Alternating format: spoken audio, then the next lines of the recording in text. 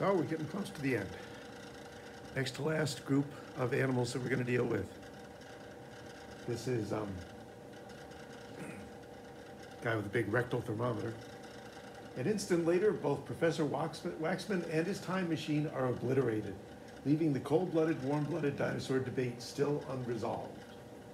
Is it, and it goes on, is it, did they set and keep their own temperature? Did they work off the temperature of the environment? My personal feeling is we want it to be all or nothing because birds and mammals are all set their own temperature. And the other ones are, pretty much not. But these guys might have been a mixture of some of them did and some of them didn't.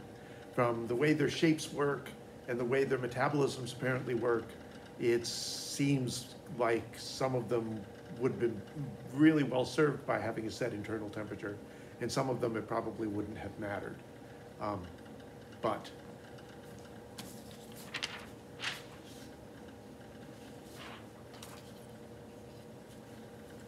here's one of those stories. A while back, there's a shale quarry in Germany.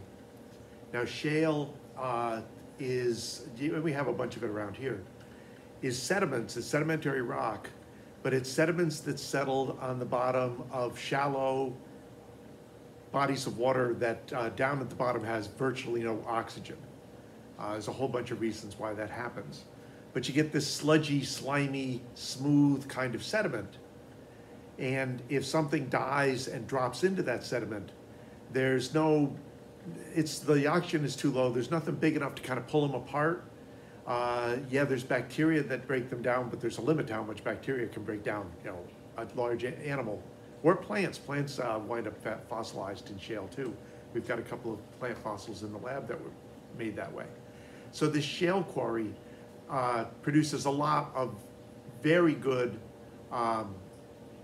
fossils, especially small, fully complete, articulated fossils.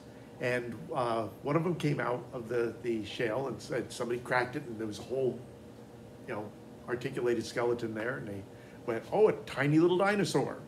And it went off to the museum, and it was categorized as a tiny little dinosaur, and it went down into the archives where they had a whole bunch of these things. And years later, somebody was cataloging. They had the piece of shale out on the desk. And I don't know if this is the exact story, but I just wouldn't be surprised if the person had to go to the bathroom late at night.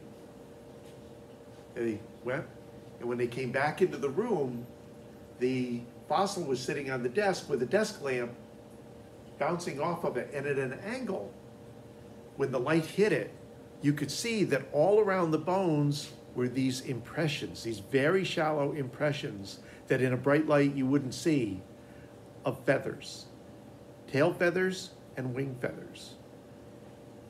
And this wasn't a dinosaur at all. It was a bird. And it's called, as it says here, Archaeopteryx, ancient bird, basically. Ancient winged, I think. And away they went. And they totally forgot that there were a whole bunch of reasons to classify it as a dinosaur. The connection to birds and dinosaurs was for, I think, almost 100 years after that, just considered to be superficial. So even homology, you don't necessarily get what you expect to get. And it wasn't until maybe 30, 40 years ago that people started to look closer. They started to find dinosaur fossils. I mean, honest to goodness, like raptor fossils with, again, these imprints around them that showed feathers. So people started to think, wow, maybe there's a closer connection between dinosaurs and birds than we thought.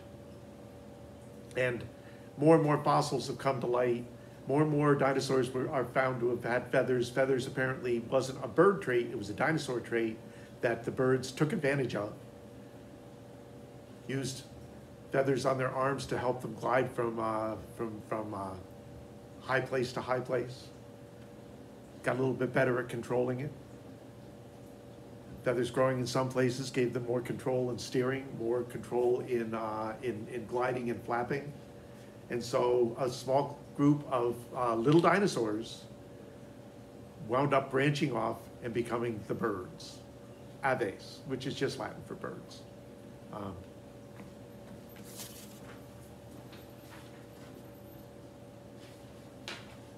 that's not what I want. This one.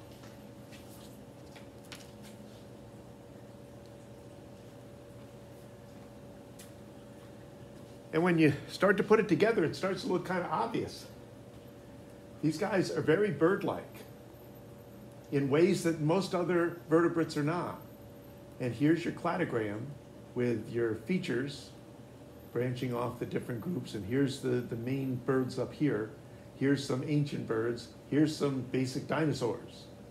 Here's Archaeopteryx way the heck down here. And so now birds, depending on who you ask, are either considered an offshoot of the dinosaurs, or some people actually have redone their classification scheme and classify the birds within the dinosaur group as the only surviving group of dinosaurs. And again, you know, it's people labeling things. The birds don't care where they fall on the cladogram, but it's gotten kind of interesting. And it has opened up a lot of looking back at dinosaurs for other instances.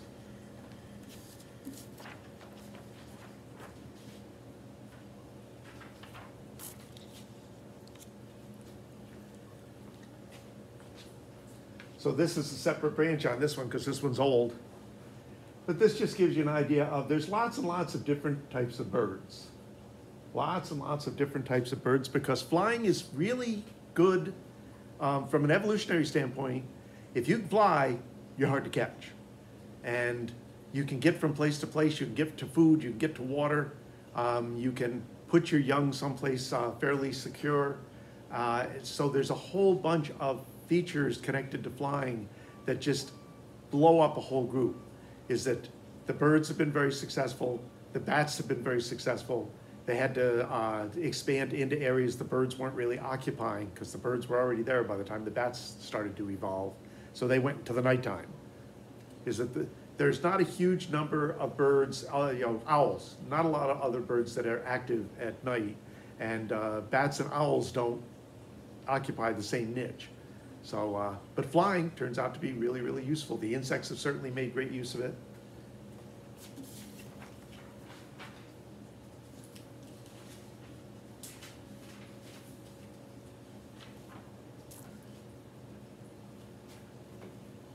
Here's another cladogram of the birds. Just to give you an idea of how many groups there are, is that I'm not going to try to read any of this stuff off of on you, but there's an early split that winds up here with the ostriches, and then there's, you know, what they call the neo-aves, the new birds, and there's all sorts of things here. Hornbills and woodpeckers and bee eaters, and I don't even know the common names that are listed here. There's actually classification terms and common names, and most of the common names I haven't heard of. But it gives you an idea just how diverse this group is.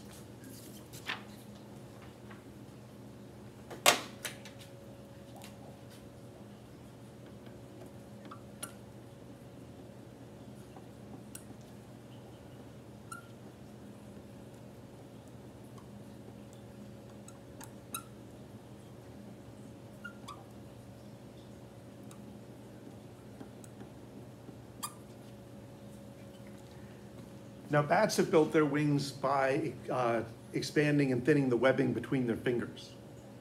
Birds took the feathers that were sprouting, that are basically highly modified scales, and made very different types of scales. So they're anchored in the skin and deeper, and that became their flight platform. So that is definitely a flight-related feature. What the dinosaurs were doing with feathers, people are still debating about.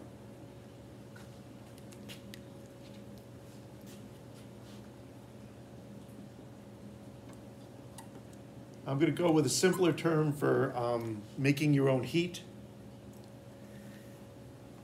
Endotherm, homeotherm also works here.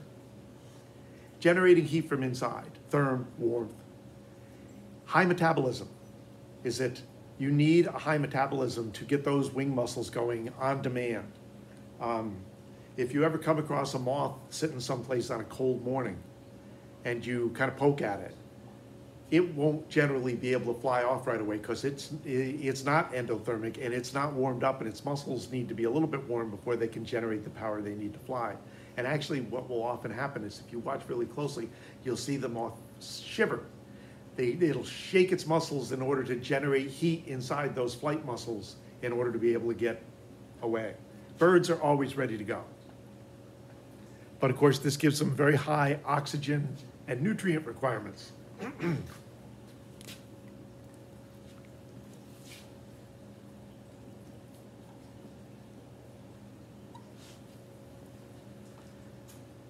Birds have not just their lungs, but they have additional air spaces in their body cavities. Instead of fluid, air is a lot lighter than fluid. Some of their bigger bones have air spaces in them instead of marrow. Air is lighter than marrow. And in some cases, the air spaces are connected to the breathing system, so it's additional oxygen access as well. But it's mostly for lightening the load, is that you want to be able to fly, you need to be fairly light to do it. And it's possible that these are things that the related dinosaurs had, which when people calculate how big and heavy they were, they may be way off because we don't know about this. They may have been much lighter than they look. If you've ever picked up a very big bird and been amazed at how light it is, there's a lot of weight reduction here.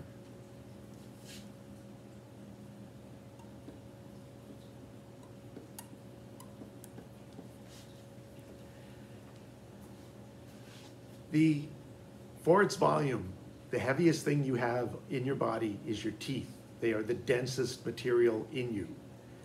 And so birds have dumped them, except for they do have the genetics to be able to generate teeth.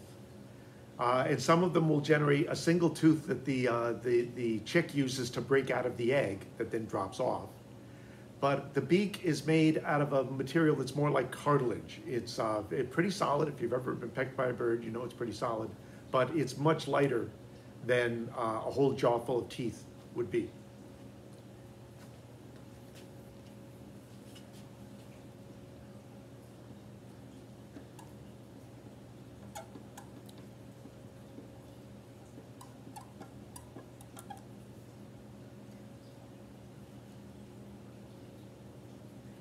I knew there was something I left open. If you have ever carved a turkey or a chicken, their bodies, the bones are not mobile. Is that there's no twist and bend in the body. A lot of the bones are fused together that are not fused in any other kind of vertebrates. The wings obviously are not. The legs obviously not. The neck obviously is not. But basically the anchor point for the wing muscles is very solid and generates a lot of, allows them to generate a lot of power. So that is flight related.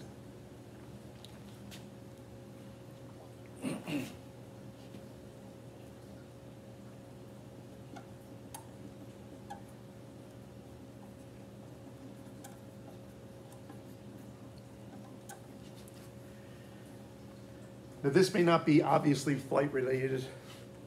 Birds lay eggs and they protect them. Well, they also have to keep them warm until they can hatch. So they lay on the eggs, or they lay them someplace really warm.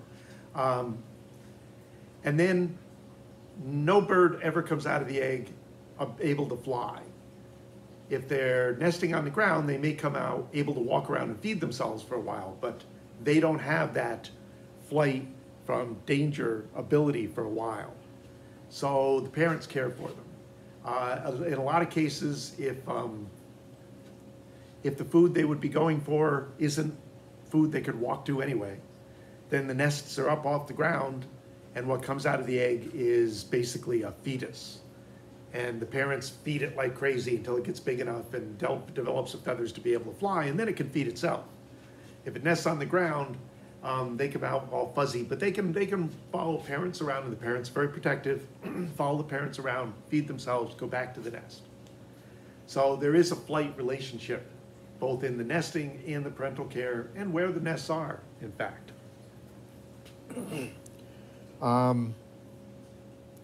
Yeah, I don't think we want to get into all the bird groupings. I do that sometimes, but I think with all the crazy stuff going on this semester, We're going to stop that. That's going to be the end of the chapter on birds.